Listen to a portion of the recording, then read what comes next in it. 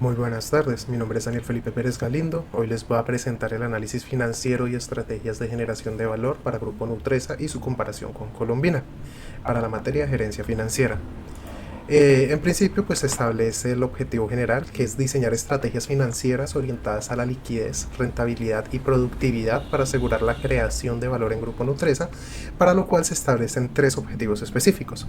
Por un lado, diagnosticar la situación financiera actual frente a su competidor, en este caso Nutresa, identificar la problemática central que afecta a la generación del valor y formular alternativas de solución basadas en indicadores de valor. Primero hay que entender el sector en el que se encuentran. Nutresa y Colombina se encuentran en el sector de los alimentos procesados. Es un sector bastante exigente y bastante competencia, no son las dos únicas empresas del sector, y es un sector que es muy susceptible o muy sensible, muy elástico al precio, por lo cual puede ser bastante afectado por la inflación, puesto que al haber tantos competidores y con variaciones muy abruptas del precio, puede que los consumidores terminen optando por otras empresas. Si comparamos directamente Nutresa con Colombina, vemos que Nutresa es bastante más grande que Colombina. De hecho, Nutresa en 2024 generó ingresos de venta por 18 billones de pesos, 18 billones 500 mil, y Colombina generó 3 billones de pesos, o sea, es prácticamente 6 veces más grande. Su utilidad o su margen neto es bastante similar, a pesar de que Nutresa siempre se mantiene con un margen un poco más alto que el de Colombina, pero su utilidad neta también es aproximadamente 6 veces más alta la de Nutresa que la de Colombina. Esto específicamente en 2023 y 2024. Sin embargo, vemos que en 2022 Nutresa tuvo un margen neto súper alto, tuvo un margen de 5.3%, y siendo de esos 3 años el que menos ingresos de venta generó, específicamente 17 billones de pesos colombianos, fue el periodo que más utilidad neta tuvo, específicamente 903 mil millones de pesos colombianos. Y se ve también en la diferencia con Colombina, o sea, Colombina tuvo ventas por 2 billones, 2.9 billones, y su utilidad neta fue de 96 mil millones, o sea, fue casi 10 veces más alta la utilidad neta de Nutresa que de Colombina, a pesar de que sus ingresos de venta fueron aproximadamente 6 veces más altos. Analizando un poco también por encima, vemos que en términos de calidad de deuda, ambas empresas manejan una mayor proporción de pasivos corrientes que de pasivos no corrientes, por lo cual la mayoría de su deuda está a largo plazo. Sin embargo, vemos que Colombina es un poco más arriesgada al acercarse más a una distribución 50-50, puesto que vemos que, por ejemplo, en 2022 tuvo una distribución del 46% corriente, 53% no corriente. Incluso en 2023 tuvo un poco más de pasivo corriente que de pasivo no corriente, un 51%, 1 billones de pesos colombianos estaban en pasivos a corto plazo, mientras que 955 mil millones estaban en pasivos a largo plazo. Y en 2024 nuevamente estábamos en una distribución de 52-58%, con 58% en el largo plazo. Pero vemos que por su lado Nutresa sí suele tener un mayor margen, entre el 62, 59, 61% de pasivos en pasivos no corrientes, para no tampoco comprometer su liquidez a corto plazo. Si vamos a la definición del problema, vemos que el principal problema que tienen las dos empresas, de hecho en este momento, es que están destruyendo valor a pesar de estar teniendo un crecimiento o estabilidad operativa. Si vemos, la cuestión es que ambas empresas tienen EVAs negativos en 2024 y 2022. En 2024 específicamente, Nutresa tuvo un EVA negativo de 79 mil millones de pesos, y Colombina, a pesar de que vimos que es una empresa más pequeña que Nutresa, tuvo un EVA negativo incluso más bajo, de menos 92 mil millones de pesos. ¿Cuál es la causa? Esto ocurre porque el costo de capital o el WACC es superior a la rentabilidad operativa, el ROIC. Si nos basáramos únicamente en EBITDA, en utilidad neta y demás, pues veríamos siempre resultados positivos, pero acá estamos viendo que hay un problema en la creación de valor. Si vamos a verlo por el lado de la rentabilidad, pues vemos diferentes indicadores. Nutresa y Colombina tienen márgenes netos cercanos, siempre Nutresa por encima de Colombina, pero son cercanos, 4.1 a 3.8, donde hay una gran diferencia en el ROE. En 2024 vemos un ROE de Nutresa de 10.75, sin embargo Colombina tiene un ROE de 30.85, o sea, 3 veces más alto. ¿Por qué ocurre esto? No es porque los beneficios de Colombina sean mucho mejores que los beneficios de Nutresa, lo que pasa es la distribución de financiación que tiene Colombina. Si vemos, Colombina es principalmente pasivos más que patrimonio.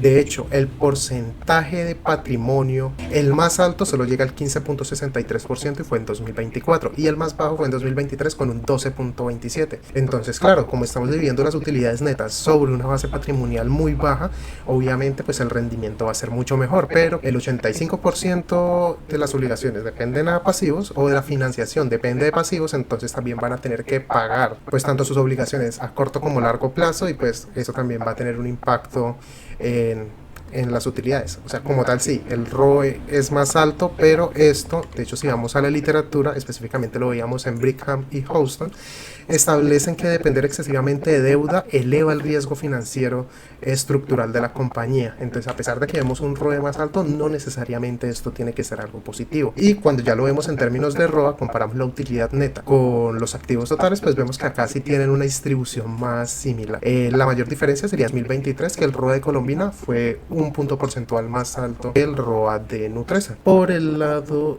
de la liquidez, vemos unos puntos claves. Por el lado de Nutresa, vemos que está teniendo un ciclo efectivo bastante alto. Está teniendo un ciclo efectivo de 55.14 días, pero en punto positivo, la necesidad operativa de fondos es menor al fondo de maniobra, por lo cual con sus activos corrientes, Nutresa es capaz de suplir sus pasivos corrientes. O sea, eso es un buen indicador de un menor riesgo de tener falta de liquidez en el corto plazo. Por su lado, Colombina tiene un ciclo efectivo bastante más bajo en 2024 de 16 días, pero que vemos, el fondo de maniobra no alcanza a cubrir ni siquiera la mitad de las necesidades operativas de fondos. O sea, si vemos 2024, casi 29 mil millones de pesos tiene Colombina como fondo de maniobra, pero su necesidad operativa de fondos es de 201 mil millones de pesos, casi 10 veces más. Entonces, pues sí, o sea, no necesariamente por tener un buen ciclo efectivo va a generar un buen resultado en general, y esto realmente lo que indica es que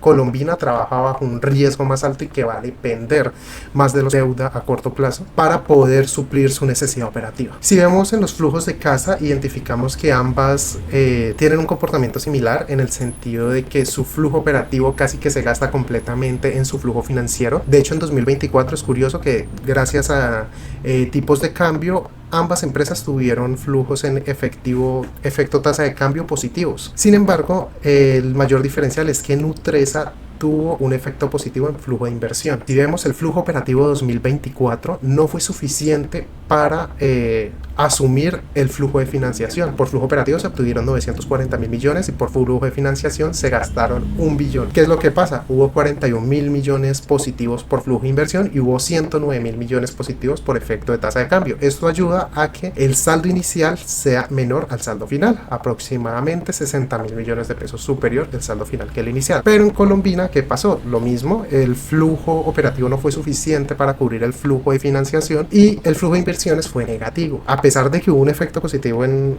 tasa de cambio, el saldo final fue inferior al saldo inicial en 2024. Finalmente, pues viendo ya indicadores de creación de valor, vemos pues el principal problema es que ambas empresas tienen un EVA negativo. Nutresa con menos 879 mil millones de pesos, un WACC en 2024 de 6.94 y un ROIC súper pequeño, solo 0.3%. Colombina por su lado, un EVA negativo, 92 mil millones, un WACC gigante de 60.64% y un ROIC también bastante alto, pero inferior al WACC de 55.08%.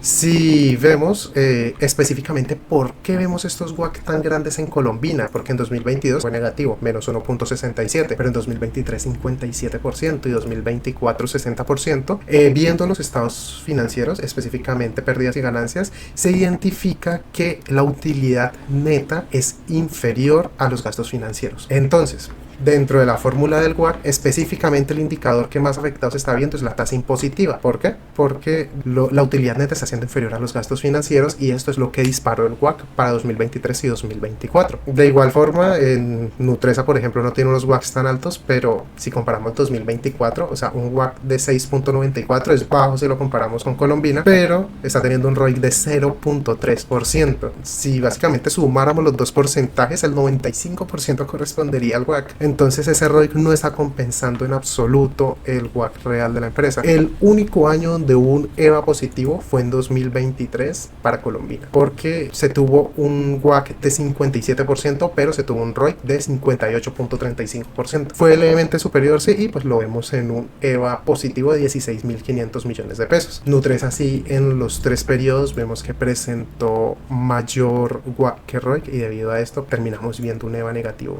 en los 3 periodos. Viendo un poco la documentación, el EVA negativo en ambas compañías evidencia que la rentabilidad operativa, el UODI, generada es insuficiente para cubrir las exigencias de retorno de accionistas y acreedores. Para intentar solventar esto, pues se plantean 4 estrategias. Por un lado, una estrategia buscando promover la rentabilidad. Esta le podemos hacer seguimiento mediante el indicador de margen EBITDA, y esta se centra específicamente en la optimización del mix de producto de Nutresa, que, resumiendo un poco, sería básicamente como identificar esos productos que tienen altos costes operativos, un alto porcentaje de gasto, de marketing, etcétera, pero que a la hora de las ventas está teniendo un rendimiento bajo. Esto obviamente también está relacionado con la necesidad de innovar. De hecho, me gustaría dar el ejemplo de Alpina, que me pareció bastante interesante. Alpina compra muchas empresas, y entre esas compró una empresa colombiana de quesos. El queso está más asociado a la canasta familiar. Ellos quisieron, reinventando su producto, queso muy bueno, lo que hicieron fue pasar del segmento de venta para canasta familiar, venta para despensa, a venta para snacks. Entonces, en vez de vender el queso de media libra o de 1 libra, vender una pera de queso rellena de bocadillo de 25 gramos, 50 gramos, 100 gramos, pero muy enfocado más a ese consumo de snack, para que pase a competir con otros sectores como lo podría ser